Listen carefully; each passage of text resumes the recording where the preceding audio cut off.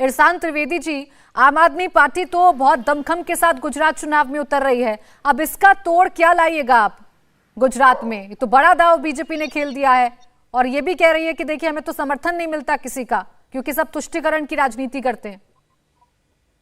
प्राची जी, सबसे पहले तो मैं आपसे ये कहना चाहूंगा कि नरेंद्र मोदी जी यानी कि हमारे भारत के प्रधानमंत्री का ये जो सुझाव है यूनिफॉर्म सिविल कोड, वो एक उम्दा विचार है। मैं किसी भी पार्टी के ऊपर उठ के ये बोलूंगा कि एक उम्दा विचार है, लेकिन साथ में मैं ये भी कहूंगा कि ये नरेंद्र मोदी जी का विचार नहीं है।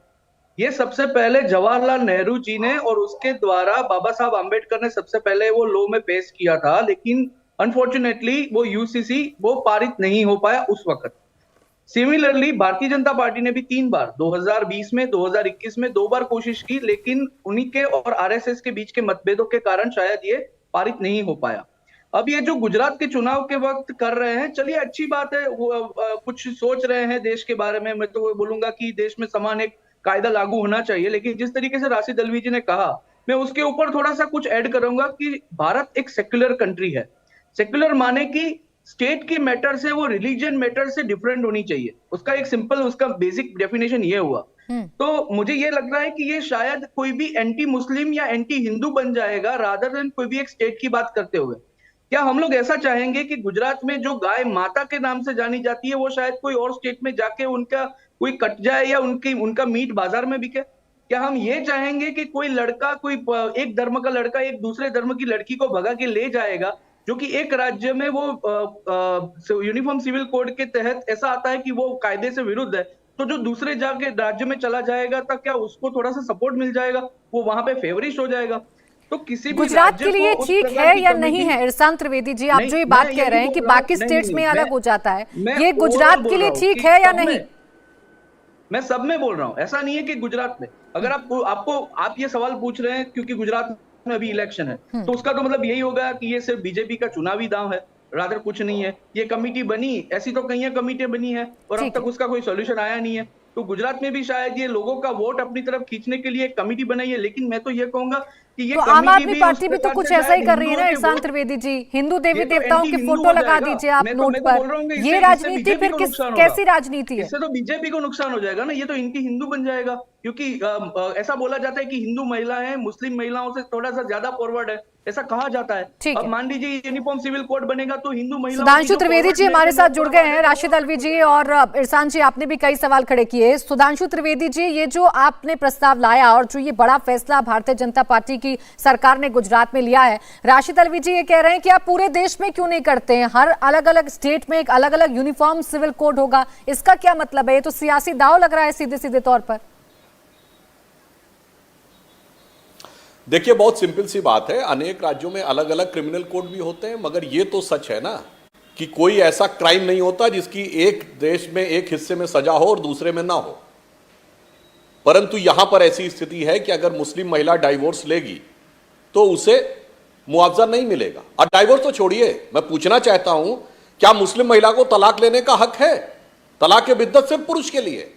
ऐसा विचित्र कानून तो कहीं हो ही नहीं सकता कि दोनों में सिर्फ एक को हक होगा, दूसरे को हक होगा ही नहीं ट्रिपल तलाक देने का। इस ढंग के जो प्रावधान गैर जरूरी थे उनको हटाने की बात हमने आज से नहीं, जब से हम जनसंघ के जमाने से अस्तित्व में आए 1951-52 से 70 वर्षों से हमारे एजेंडा में। और मैं विनम्रता से अपने सभी जो प्रतिपक्षी सम्मानित लोग हैं, और राशिद अल्वी जी तो बहुत वरिष्ठ हैं, हमारा एक मैनिफेस्टो दिखा दीजिए जिसमें कॉमन सिविल कोड हमारी प्रतिबद्धता में न हो। चलिए 1980 के बाद के तो अवेलेबल होंगे, एक दिखा दीजिएगा जिसमें ना हो।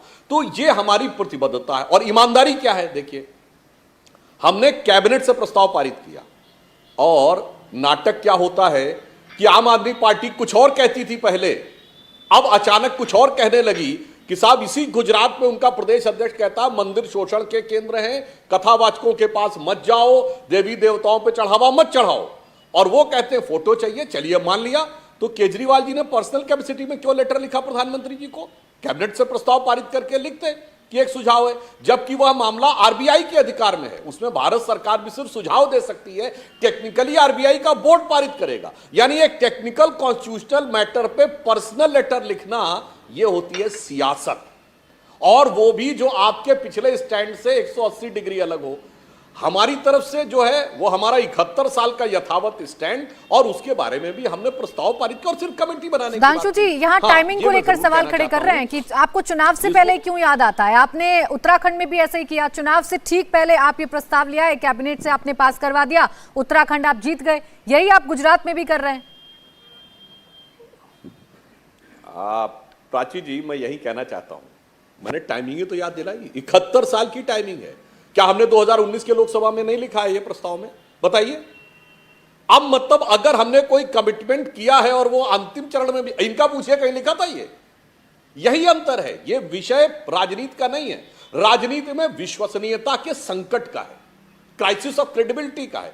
भारतीय जनता पार्टी ने अपनी क्रेडिबिलिटी मजबूत की है। हम जो कहते हैं वो करते हैं, और जैसे जैसे मौका मिलता, जैसे जैसे अधिक शक्ति मिलती है, हम उत्तरोत्तर उस दिशा में आगे बढ़ते हैं। हमारा कोई एक स्टैंड बताइए धार्मिक, सांस्कृतिक, वैचारिक मुद्दे पे जो 71 साल में कभी हमने चेंज किया हो। ठीक, मैं 71 महीने की बात नहीं कर रहा हूं, 71 हफ्ते, और इनका कोई एक स्टैंड बताइए जो 71 हफ्ते भी स्टैंड किया हो।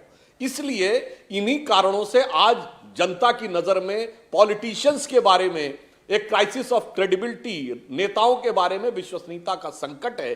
परंतु भारतीय जनता पार्टी ने हमेशा निभाया है, और मोदी जी के नेतृत्व में हम उस विश्वसनीयता के संकट को हटाते हुए ईमानदारी से, ठीक है, विषय आपका अलग अलग हो सकता है, आप हमसे असहमत हो सकते हैं, आपकी नजर में हम गलत हो सकते हैं, पर जो हम कहते हैं वो हम करते हैं। 370 हो, 35 हो, श्री राम जन्मभूमि हो। इंडिया टीवी हर वक्त हर जगह डाउनलोड करने के लिए सर्च करें India TV news Google play store या ऐप स्टोर पर।